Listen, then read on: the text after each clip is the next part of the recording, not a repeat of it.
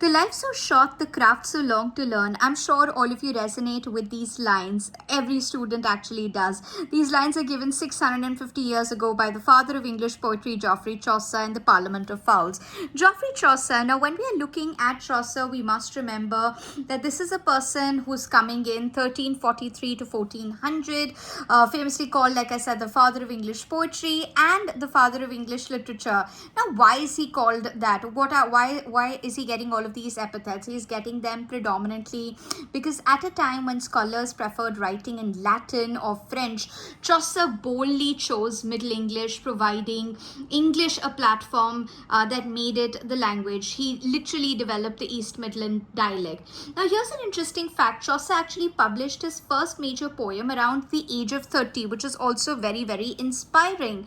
The Book of Duchess, 1368 to 69. Now, what is the Book of Duchess doing? It's an elegy written for Blanche, Duchess of Lancaster. Now, this poem begins with a dream vision and cleverly uses the game of chess as a symbolic motive. That's right, you heard it right, the game of chess. Now, in medieval Europe, saying checkmate also meant losing one's queen. That's when you're saying checkmate, making chess a powerful metaphor for the Duke's grief, after losing his wife. So that was one of the symbolic details. Now, Chaucer didn't just write one masterpiece.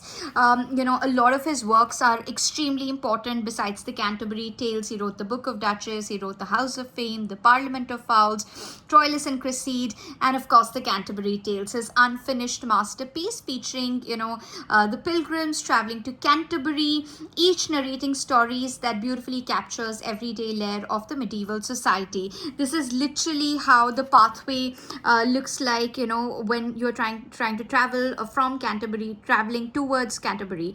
Now, did you know Parliament of Fowls is considered one of the earliest literary works to associate it with Saint Valentine's Day? Saint Valentine's Day. So that is another important aspect that you must remember. Yes, the idea of Valentine's Day in literature owes a lot to Geoffrey Chaucer. Chaucer wasn't only a poet, he served as a soldier, diplomat, a customs officer, a member of the parliament and royal administrator. And we have all of these details, even though not a lot is known about his personal life, but about, his professional life, a lot is already known as well as documented. So that's the most beautiful part. Now, he travels across France, Italy, which introduced him to writers like Dante and Petrarch. So he's getting an introduction to most of these writers as well.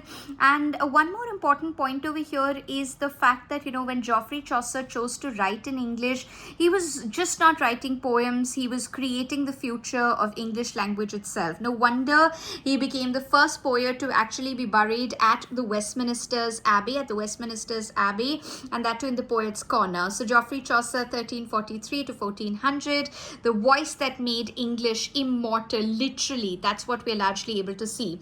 He is also, of course, known for introducing and perfecting the the rhyme royale stanza form, ABABBCC, which is also pertinent for all of us to remember, and the chronological order of all of his writings. That's also a pertinent aspect which we must remember when we are looking at Geoffrey Chaucer.